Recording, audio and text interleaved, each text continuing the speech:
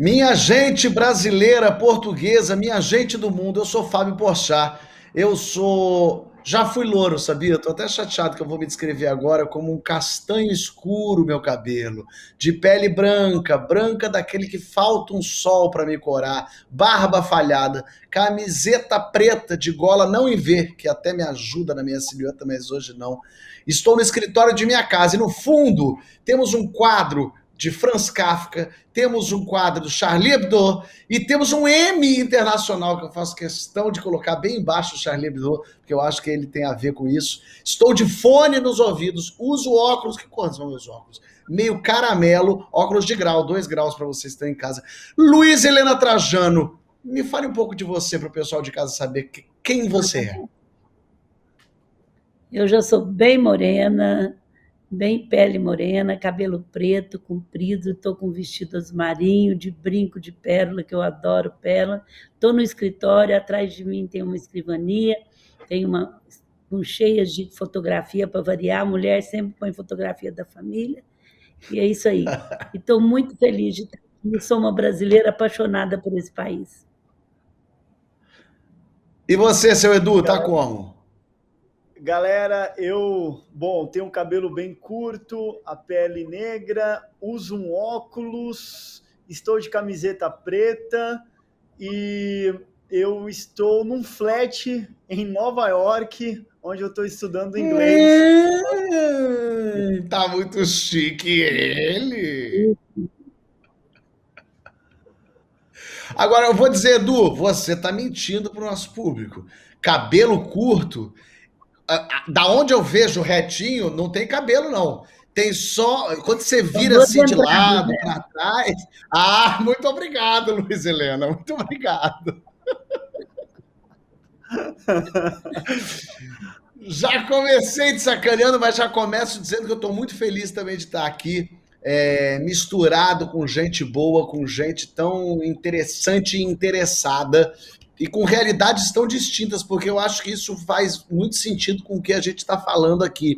A gente está falando de botar a mão na massa, quer dizer, a gente vai começar a falar sobre materializar o sonho, a vontade, o desejo de fazer acontecer aquilo que está dentro da nossa cabeça, mas a gente sabe cada vez mais, isso é latente, que as realidades são distintas, que os pesos e as medidas são outros. Então, assim, a minha realidade é totalmente diferente da do Edu, da Luísa, e independente de julgamentos, são realidades como todos, claro, mas a gente entende cada vez mais as diferenças gritantes no Brasil. Eu venho de uma classe média alta, nunca passei necessidade, nunca precisei trabalhar para me sustentar, porque eu tinha a possibilidade da minha família cuidando de mim, e por isso mesmo eu tive a possibilidade de estudar com calma, de fazer logo de cara, com 18 anos eu descobri o que eu queria fazer da vida, que era ser ator, tive a possibilidade de ir estudar aquilo que é tão duro e difícil para muita gente. Ainda mais escolhendo uma profissão como de ser ator, né? Eu fui fazer curso técnico de artes cênicas, faculdade de cinema, tudo isso proporcionado pela labuta de minha família. Mas logo que eu comecei a descobrir, aí é que eu queria entrar. E eu não quero dizer aqui que é fácil ou difícil para ninguém, eu não quero entrar nesse mérito. O que eu quero dizer é que eu percebi que o que eu queria, quando eu descobri o que eu queria ser da vida, o que eu queria fazer, nesse momento parece que eu mergulhei nessa piscina olímpica e saí nadando enlouquecidamente. É muito interessante como as nossas vontades, os nossos desejos movem a gente, acordam a gente às 6 da manhã para trabalhar e nos mantém em pé até as 2 da manhã, trabalhando, lutando por isso, para dormir pouco, para correr atrás de coisa. Mesmo, entre aspas, não precisando, porque eu não precisava trabalhar nesse início, eu podia estudar sem precisar também trabalhar, e os meus amigos de escola de teatro, por exemplo, muita gente lá estudava de manhã, trabalhava a tarde toda e chegava à noite e fazia o curso de teatro. Eu me sentia, e era realmente um privilegiado de poder estudar a noite toda, estudar de manhã, poder à tarde fazer minhas coisas, e foi assim que fui criando. Mas quando descubro o que eu quero fazer da vida, parece que nada mais importa. Só importa aquilo que é o que eu sei fazer, ou pelo menos que eu acho que eu sei fazer. Só me importava aquilo que eu botei ali como meta. E não necessariamente uma meta do tipo, eu quero trabalhar naquele lugar. Quando eu descobri que eu queria ser ator, eu falei, bom, então eu preciso me formar como ator, preciso ler, não posso parar, preciso começar a estudar, a conhecer gente, a me cercar de gente boa, a começar a criar laços e então ir atrás desse lugar.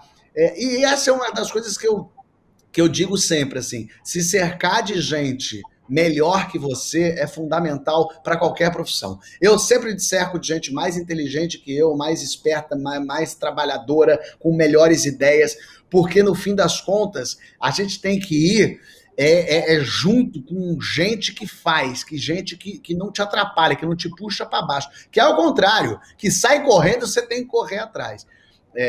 O Porta dos Fundos foi uma ideia coletiva, né? Somos em 5, eu, Antônio Tabet, o Gregório do Vivier, o João Vicente e o Ian. Nós, amigos que estávamos cada um num canto, uns escreviam, outros atuavam, outros dirigiam, a gente se junta para tentar criar um negócio que nunca tinha sido feito dessa forma nesse lugar. Enquanto todo mundo buscava a televisão, nós fomos buscar a internet e criamos em 2012 o Porta dos Fundos para fazer um tipo de humor que a gente acreditava. Então, era um humor que a gente achava engraçado. É quase que assim, não importava tanto o que as outras pessoas iam dizer daquele tipo de humor, mas a gente ria daquilo. E a gente se mantém fiel a isso até hoje. A gente só bota no ar aquilo que a gente dá risada. Pode ser que não tenha a menor graça, pode ser que todos falem, mas isso é horrível. Mas a gente está sendo fiel ao nosso desejo, àquilo que a gente acredita, ao tipo de humor que a gente quer fazer. E claro que a gente muda, claro que a gente se transforma de 2012 para 2021, ainda bem que eu mudei, ainda bem que a minha cabeça é outra. Então, no fim das contas, eu sinto que quando a gente descobre o que a gente quer da vida, quando a gente se junta com gente que também sabe o que quer, a chance de ir mais longe é muito grande. A chance de conseguir vencer potencializa muito. É claro que tem as realidades que se impõem, os percalços pelo caminho, mas eu sinto que no momento em que abriram-se os meus olhos para essa nova realidade, eu saí correndo. Luísa tem uma história totalmente diferente da minha. Luísa, com 12 anos, já estava no balcão trabalhando, Luísa? Então, eu sou de Franca, né? Franca é uma cidade no interior de São Paulo, mas que é divisa com Minas, e o sul de Minas. Então, lá 70% é mineiro e 30% é filho de mineiro. E a minha pronúncia é bem daquela porta, portão, e eu tenho uma das coisas que por intuição eu fiz é não querer tirar a minha essência, nem a minha essência feminina, nem a minha essência de mulher. Eu fui criada numa família de mulheres fortes, que na época, vocês têm uma base, meu marido faleceu, mas eu ia fazer 47 anos de casado. Eu não tinha uma peça de enxoval quando eu casei. E quando as meninas nasciam na minha época, a primeira coisa que a mãe fazia era começar a fazer um enxoval de baú. Então, para vocês verem como eu já tive uma criação diferente, tive criada no meio de mulheres empreendedoras para a época, e que vieram de uma família muito simples, como o Fábio. Eu já não tive as dificuldades de uma família tão simples, já fui estudar, mas eu tive duas influências muito grandes. A minha mãe, que tinha uma inteligência emocional muito grande, sou filha única, e a minha tia, que não tem filho, que fundou a empresa, tem uma inteligência empreendedora impressionante, mas nenhum tipo de inteligência emocional. Então, assim, eu tive o melhor das duas, e com 12 anos eu gostava de dar presente, eu escutei muito pouco não na minha vida. Para nós, isso que o Fábio falou, você querer ir trabalhar e mergulhar a fundo, você consegue. Então, assim, é uma família que não ficava lamentando o que não tinha. Então, com 12 anos eu gostava de dar presente, a minha mãe falou, tá bom, você quer dar presente? Tinha só uma loja ainda, você vai, trabalha, ganha e dá o presente, os presentes para a família. Até porque eu era filha única, então filha única tem muitas vantagens, mas tem algumas carências. E eu fui trabalhar e eu me dei muito bem, eu adoro estar em contato com o povo, eu adoro vender, eu não tenho vergonha de falar isso, porque você vende tudo, você vende ideia, vende tudo. E deu tão certo, que eu fiz minha primeira poupança, eu comprei presente, e o mais legal, gente, você fica bem inspirando, assim, os meus primos, que eram igual meus meus irmãos trabalharam, depois os filhos dele, meus filhos trabalhou, e vocês não sabem da maior. Muitos anos depois, a minha neta, que com 12 anos, agora ela tem 14, a gente tinha uma loja embaixo do nosso escritório, ela foi lá, se inscreveu, botou crachá e foi trabalhar para dar presente para a família. Então, quando você faz uma coisa com muito amor e que dá certo, eu nunca pensei, coisa melhor do mundo, os dois aqui não tem, mas para quem sabe é ter neto. Então, para melhor do mundo foi ver, depois de tantos anos. Então, aonde você vai chegar? Eu conheço bem a história do Edu, sou fã do Fábio, sou fã. Uma delícia, Fábio, estar aqui com você, porque com o Edu eu já fiz várias bate-papo, a gente já está sempre.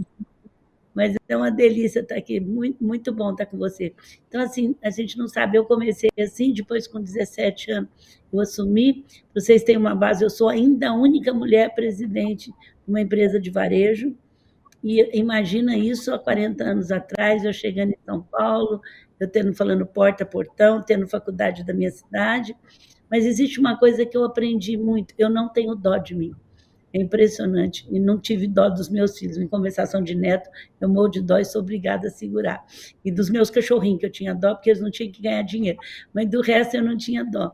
Então, eu fui e a vida, para mim, é gozado que as pessoas falam, ai, agora... Não, a vida sempre... Eu fiquei feliz com o que eu tinha. Eu não sei explicar isso para vocês.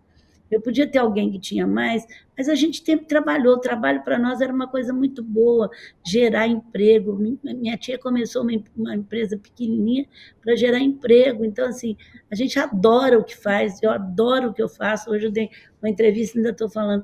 O que te inspira? Além das pessoas, inspira é o amor que eu tenho pelo país.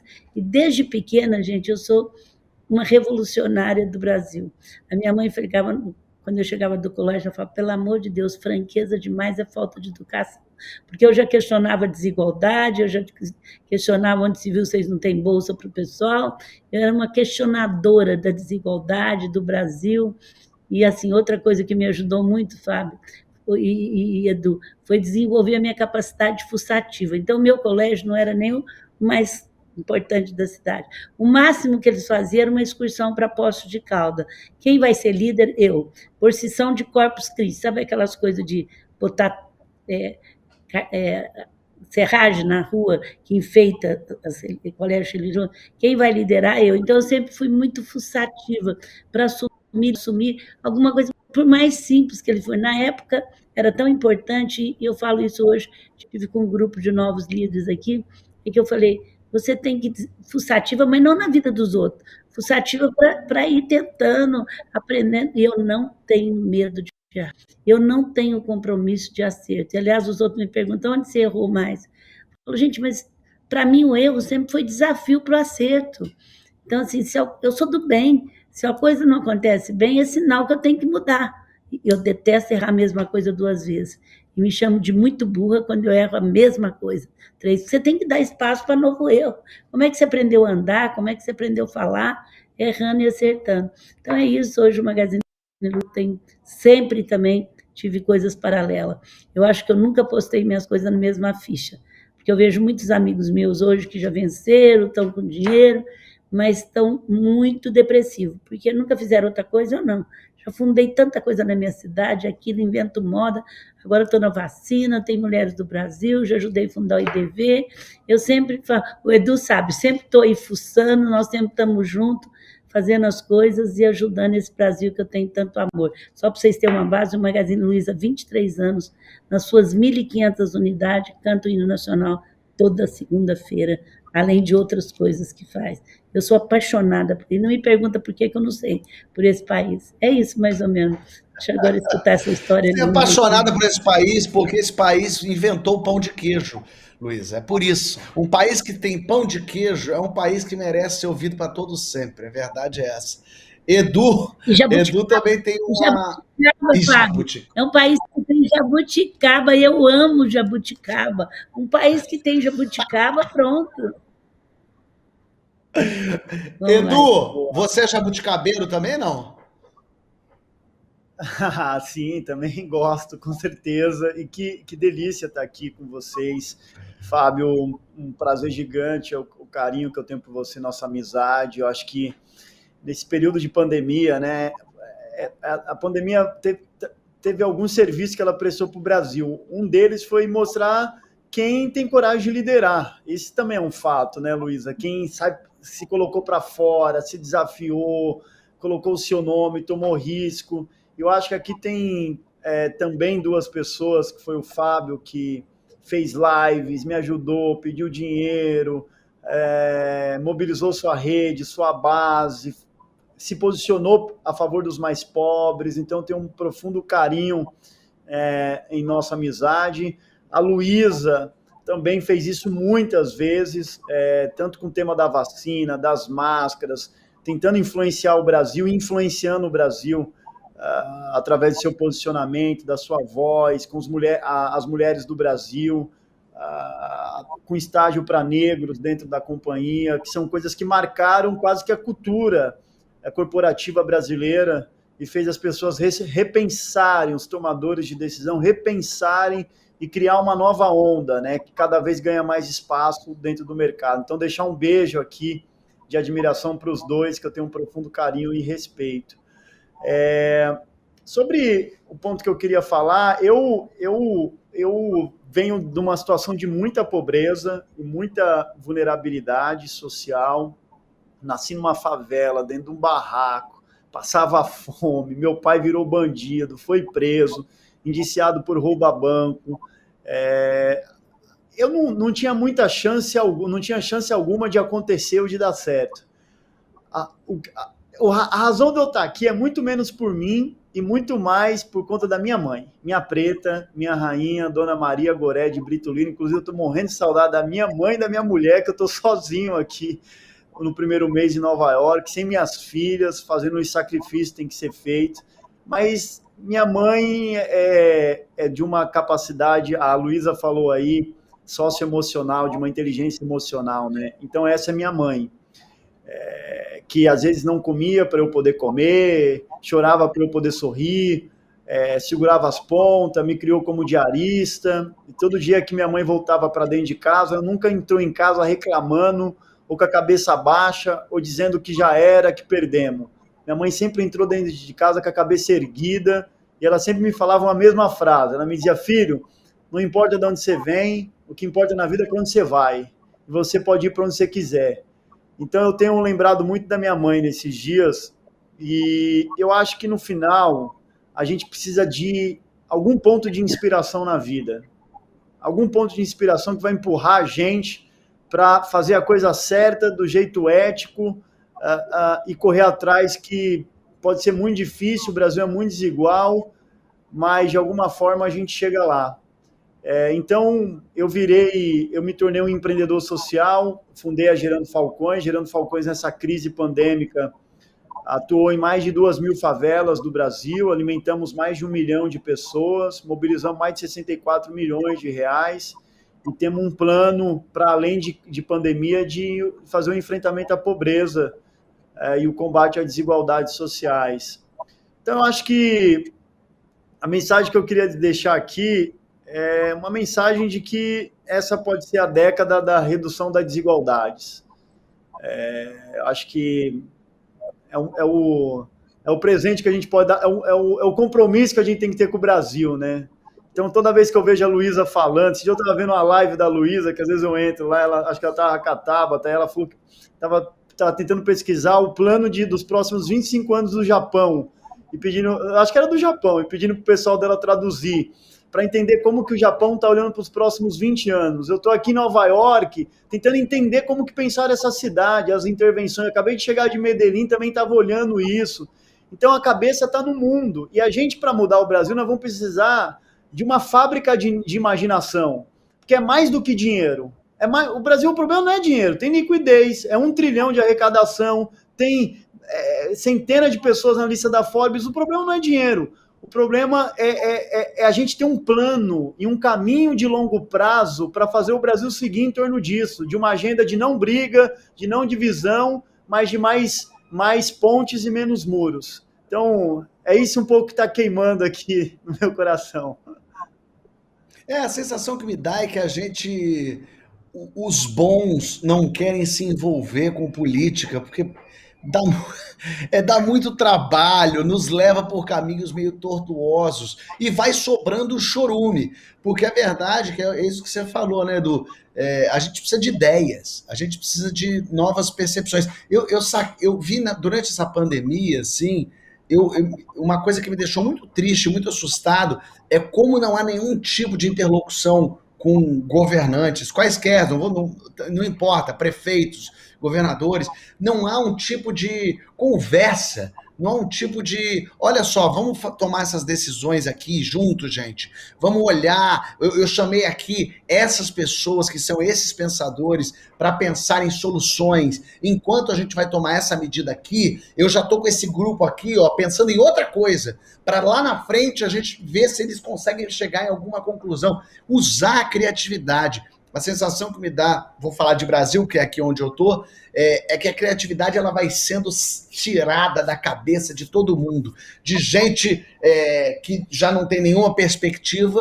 Quando você fala a meninada toda que está nas comunidades, na favela, essas pessoas têm que sobreviver, então criatividade já é cortar, não tem tempo de pensar em uma alternativa, porque a alternativa é a fome, a alternativa é a violência que está iminente a qualquer momento pode acontecer.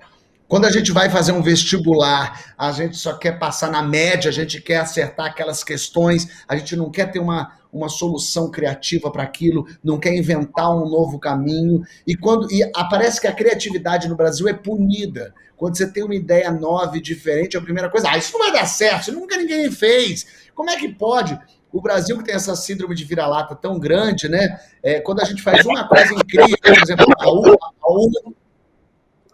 quando a gente faz a urna eletrônica, por exemplo, que é uma coisa maravilhosa que dá certo, o exemplo que as pessoas falam mas só usa no Brasil, deve ser horrível. Então, assim, quando a gente não faz as coisas, é ruim porque a gente é brasileiro. Quando a gente faz, é ruim porque só a gente está fazendo. A gente nunca consegue dar certo, porque a gente está sempre se atacando, sempre se batendo. E o que eu vejo aqui nessa sala são 3 pessoas que não se contentam com o bom, não se contentam com cheguei lá, legal, cheguei onde eu queria. A sensação que me dá vendo o depoimento de vocês e sabendo da história de vocês é que vocês, parece que quando vocês chegam onde vocês querem, é tipo assim, tá, meta 1 batida, mas eu ainda tenho até a meta 150, minha gente. Agora eu quero a próxima. E qual que é a próxima? Mas daí a próxima, Edu, não tem como fazer. A próxima é muito maior. Não existe não tem como fazer. E cada um aqui de uma realidade, a sensação que me dá é que nenhum de nós 3 nunca se contentou com agora chega, agora deu. Eu falo que eu sou inacabada. Eu não consigo. Oi, pode falar. Eu estou dizendo. Pode falar, Edu. Falo. Não, só ia fazer um comentário rápido, Luísa. Coisa bem rápida, Luísa. Ouvindo o Porchat falar, eu queria que você comentasse em cima depois. O brasileiro, a gente tem um problema que é o seguinte: tudo que é incrível é um americano ou europeu que fez. E eu tenho dito muito isso, que eu não preciso me chamar Jeff Bezos nem Elon Musk para fazer alguma coisa relevante. Eu posso ter nascido pobre, preto na favela, ter dado a volta por cima e ter montado um time que está tentando transformar as favelas do Brasil. Então, esse espírito vibrante é uma coisa que a gente tem que resgatar como brasileiro e é uma coisa que tem aqui nessa sala com a gente. A coisa que eu acho que a pandemia, a coisa que mais me deixa triste, é essa falta de protagonismo nossa, que a gente sempre tem que ter. Mas, gente, não vamos esquecer que nós tivemos quase 400 anos de escravidão. A escravidão, além de nós não ter tido uma abolição, nós tivemos uma escravidão de muitos anos que deixou resíduos dentro de nós, emocional, terrível. Nós tivemos 2 posições, o colonizador e o colônio. E depois nós tivemos aquele que era o dono das coisas. Isso deixou para a gente, sempre a gente tinha que ter Portugal, Estados Unidos, China, para ser o colonizador nosso. Isso é muito sério dentro de nós. Esse aspecto emocional que deixou dentro da gente, sempre é isso que o Porchat falou agora. Se é bom, se nós temos... Eu tinha eu tenho um orgulho da urna eletrônica quando acaba a eleição no Brasil, daí 1 hora nós sabemos quem ganhou. Nos outros países leva 3, 4. De repente, até isso a gente não acha legal. Então, assim, mas uma coisa o Lira deve ter sentido e o Pochá também. A pandemia, nessa tristeza terrível, né, eu acho que eu nunca pensei que eu fosse viver uma pandemia dessa, e nem que eu, assim, tive que aprender até conexão digital na pandemia. Ela trouxe uma fresta muito, muito boa de algumas coisas, como o Lira falou. Ela descancarou a desigualdade social. Eu acho que eu já vou muito para o sertão, então eu já sabia o que era isso, mas descancarou muito grande. E eu digo para vocês que meus colegas empresários assustaram muito, tanto é que as empresas e as famílias deram quase 7 bilhões para o Covid, para tudo agora. E todos começaram assim, não vai ter cesta base, inclusive a minha família. Nós queremos dar hospital, legado, coisa que fica UTI. Não teve, né, Lira, nenhuma família que não teve que dar 20% a 30% da sua verba para a cesta básica, porque a fome bateu as pessoas que vendiam. Então, isso colocou. Agora, eu digo que eu sou inacabada, eu tenho uma dificuldade, porque eu já fui escrever livro, agora o Bial está tentando com a equipe dele. A pior coisa, quando ele senta comigo, eu tenho que contar alguma coisa que passou, porque hoje eu sou outra, aquilo lá já passou, eu já estou em outra, eu já estou com outro desafio, e eu nem sei mais aquilo lá, eu só aprendi. Então, assim, é muito difícil. Os outros falam: Luísa, onde que você errou? Eu falo: gente, eu vivo errando, porque eu sempre estou fazendo coisa diferente. Mas eu tenho um trabalho muito grande. Hoje nós temos quase 95 mil mulheres de todos os segmentos, mulheres de comunidade, em todas as capitais, em várias cidades, em todos os continentes. São mulheres brasileiras que a gente tem lutado muito, com 20 causas. A gente não inventa a roda, a gente apoia, fome apoia um, violência apoia outro, para que a gente possa ser o maior grupo político suprapartidário, porque só políticas públicas, o Lírio sabe, muda muito. E só uma sociedade civil organizada consegue mudar o país. A história mostra isso. Agora, a gente não pode esquecer os quase 400 anos de escravidão. Eu peço muita desculpa por ter conseguido ter um país que fez isso e que deixou tanta pobreza. Você vê, todas essas favelas, né, nasceram de lá. O povo foi jogado na rua, na abolição, sem comida, sem trabalho, sem escola, sem dinheiro e sem nada, sem moradia. Então, e nós nunca conseguimos resgatar isso. Então, E, pelo a contrário, quem sociedade civil recebeu tem o que... benefício do governo foram os donos de escravo, não foram os escravos. Os É, donos de escravo é que que receberam, foram ressarcidos do seu prejuízo. Os escravos que sofreram aquilo tudo que nós sabemos, esses não, esses continuaram soltos, perdidos. e a maioria foi negros, né, Lira, que vieram sem querer vir para ser leiloado em praça pública. Então, para vocês verem que muitas vezes a família vinha embaixo no porão, a família ficava. Essa história nossa, esse resgate emocional, a gente não pode esquecer nunca, porque ela traz tudo isso.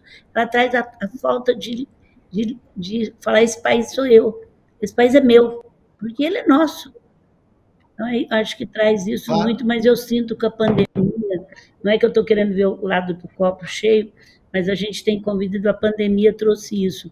As pessoas estão mais assumindo o seu país, estão se revoltando contra que não tem diversidade, contra a igualdade. A gente está vendo muitas pessoas, a qualquer coisa que é feita contra, as pessoas mesmo estão filmando, estão indo para as redes sociais, e vai ter isso mesmo até a gente entender que o país é nosso e a sociedade civil tem que assumir.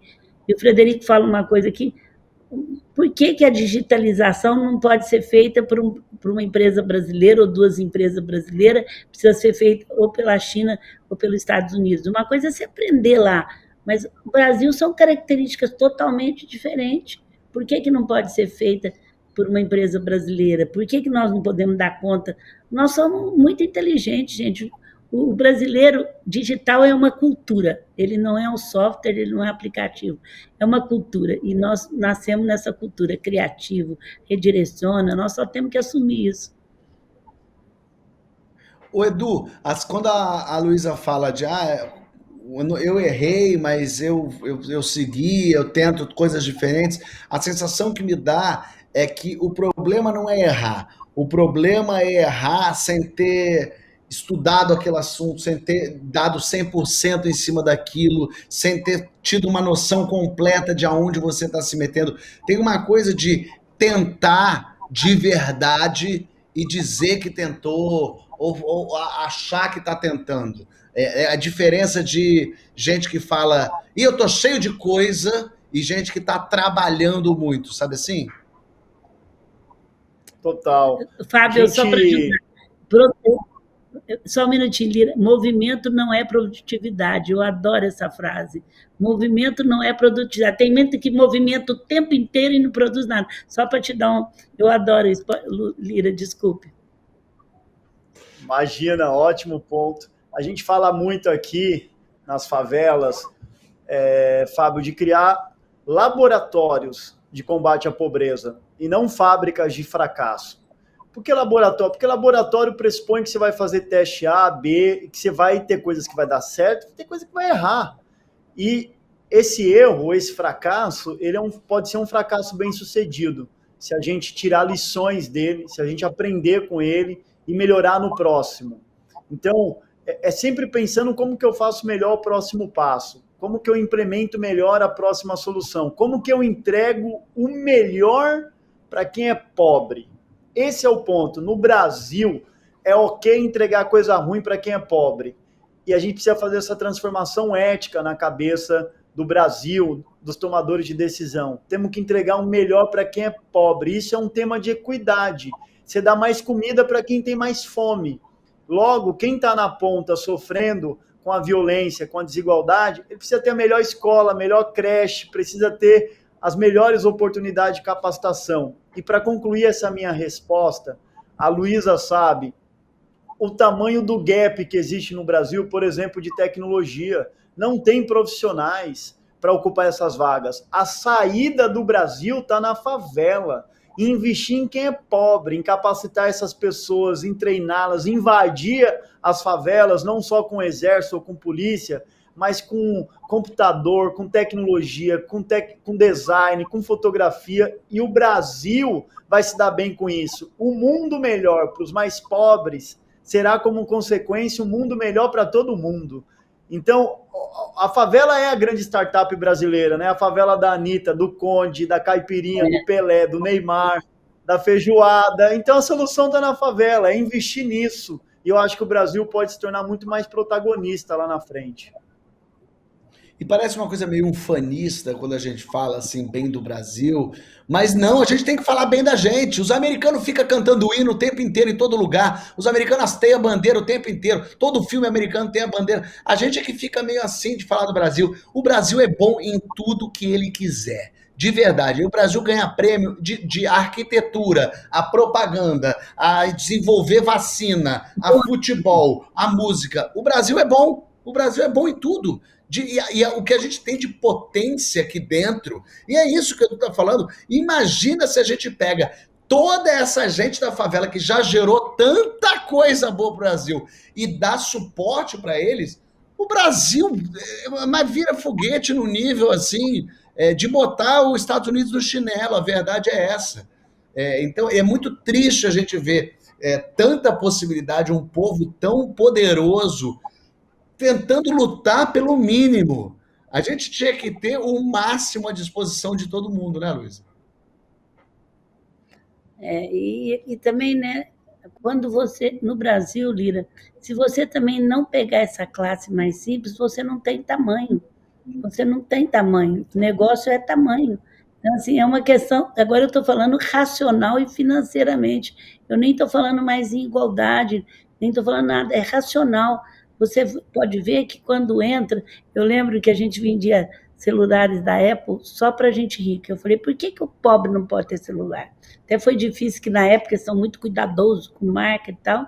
E quando você começou a oferecer para as pessoas mais simples a maçãzinha, Hoje o país que mais vende celulares, porque se você quiser ter volume nesse país, você que é um país maravilhoso, você tem que pegar. Então, assim, é uma questão racional, seja para emprego, seja para desenvolvimento. Se você não pegar, não tem como você desenvolver. Não tem, então, e hoje o mercado mudou muito. Não é só o mercado daquele cliente seu, é como é que eu posso ter um mercado para vender para todo mundo. A internet trouxe isso, não é só aquele nicho que eu posso vender. Como é que eu posso fazer todo mundo ser meu cliente? O que eu posso oferecer para que todo seja meu cliente? Então, essa concepção de mercado também mudou com a pandemia. A sensação que me dá é que o problema do Brasil, se a gente tivesse que espremer, é preconceito. Preconceito com pobre, preconceito com preto, preconceito com mulher, preconceito com nordestino, preconceito com... É preconceito. Por que a gente não sobe? Porque tem uma elite que não quer que essas empregadas viajem para Disney. Tem uma elite que está achando esse aeroporto uma rodoviária. O que esse preto está viajando do meu lado agora no avião? Na classe executiva? Que mundo é esse? O que essas mulheres agora, cadê que não está em casa fazendo o meu almoço? Que essa mulher tá maluca? Tá dona de empresa? Pirou? Esses gays agora, o que esses gays estão falando? Tudo, para mim, o resumo é: as pessoas não deixam as outras crescerem calcadas no preconceito. A gente precisa lidar com o outro, com o diferente de você, com aquilo que não é igual ao que está na tua bolha. E o Brasil tem medo do que está fora da bolha, porque o Brasil precisa lidar com o seu preconceito. E da onde que vem isso, Fábio? Dos coronéis. Da onde que vem isso? Da escravidão, onde você comprava as pessoas para trabalhar para você, e além a troco de nada. Da onde que vem isso? E se a gente não entrar nessa herança que nós trouxemos tão séria de 400 anos, nós não vamos entender, vem tudo disso.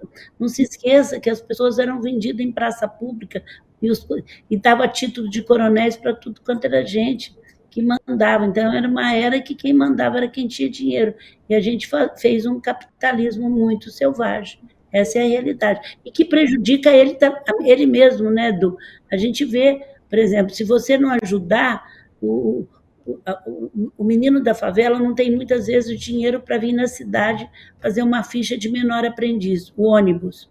Ele encontra um traficante para ganhar R$ 100 por semana para levar comida para a mãe dele, como é que você vai colocar? Então, ele não tem o que comer na casa. Então, assim, você, amanhã, seus netos, seus filhos que vão ser prejudicados. É uma rede isso. Acabei de ver uma experiência aqui, Luísa e Pochá. Eu estava indo na biblioteca pública para estudar de lá e eu pedi um Uber. E aí encostou um carro da Tesla, assim, um super carrão, assim. Quando eu entrei, um negro dirigindo. E aí eu perguntei para ele, pô, esse carro é seu? Aí ele falou, yes, brother, this is my car. E eu, pô, fiquei mega orgulhoso. No Brasil, se um preto tem uma bicicleta, alguém já olha e fala, pô, tá roubando quem? Então, a gente tem que quebrar isso, tem que reorganizar o dinheiro, tem que destruir essa lógica, e aí a gente só consegue isso mesmo falando sobre isso, discutindo isso, construindo um constrangimento pedagógico, né, e fazendo com que mais oportunidades sejam criadas para quem nunca teve uma na vida. Mas entendendo que é preciso fazer, agir, né? Claro que é importantíssimo que a gente fale e não pare de falar sobre isso para abrir mentes e nunca é tarde para se aprender. Mas assim, o que eu faço com essa informação? O que eu, Fábio, da elite, com dinheiro, com poder, com possibilidades, faço com essa informação? Não posso ficar assim, caramba, a vida é difícil, tadinha, olha que dureza que é a vida. Não. Então vamos trabalhar, e dá trabalho. Mudar dá trabalho, quebrar essa estrutura dá trabalho. Vai fazer a minha vidinha, que está aqui toda organizadinha, ter que parar, abrir tempo para fazer, mas a gente vai ter que fazer isso. Se eu não faço isso, a coisa que já não é boa vai ficar pior. Todos nós estou falando quem, por exemplo, tem uma... eu sou um homem branco, hétero, cis, classe alta. Perfeito, Fábio, entendeu isso? Que lindo, Fábio. Agora está fazendo o que para mudar a estrutura? Eu acho que essa é a pergunta, a próxima pergunta que a gente tem que fazer é essa. E agora, o que você está fazendo para mudar a realidade que está ao seu lado? Olha, Fábio, eu estou em muitos grupos de empresários, políticos, eu não aguento mais assim. E aí eu estou cansada de diagnóstico e opinião. O pessoal começa a dar muito diagnóstico e opinião, fala, gente, a gente já sabe a doença, que remédio que você vai dar? Gente, precisa sair desse mundo de opinião e diagnóstico, todo mundo sabe, nós precisamos fazer acontecer, então é impressionante. Eu fico assim, eu entro, deixo, opinião, de repente eu falo, e aí? Diagnóstico não vai levar a nada, vamos lá, o que vai fazer? É sair desse mundo de diagnóstico, de opinião. Gente, tem dia que eu passo 5 dias escutando opinião sobre o Brasil. É uma opinião que todo mundo já sabe. Eu adorei isso, Luiz. Passo 5 dias ouvindo opinião sobre o Brasil. Olha, minha gente, eu quero agradecer muito esse papo. Eu amei conversar com vocês aqui. É sempre bom conversar com gente interessante, porque a gente vai ouvindo coisas e vai se apegando. Olha, é verdade, não tinha pensado nisso ainda. Vamos continuar nesse contato aí, vamos nos ver. A gente está terminando o nosso mesão Humanorama aqui, mas a gente não termina aqui tudo isso que a gente está pensando e falando, né? Quero agradecer todo mundo aí do Rock in Rio também. Um beijo para todo mundo aí. Obrigado pela oportunidade de estar aqui ouvindo esses dois craques desse nosso tempo. Bom, eu também quero agradecer ao Rock in Rio, quero dizer que eu sou muito fã do que vocês levam para tanto lugar assim. Se Deus quiser, com a vacina, agora vocês vão fazer ao vivo de novo o Rock in Rio, vão levar para Portugal. Prazer sempre estar com o Lira e Fábio. Que delícia estar com você, viu? Você é um ser iluminado. Muito obrigada. E o Lira sabe o que a gente torce, o que ele faz pelo Brasil. Obrigada, Rock in Rio. Obrigado, galera. Um prazer também, Rock in Rio. Amigo Pochá, amiga Luiz Helena. Beijo nos dois. Tamo junto. Beijo, gente.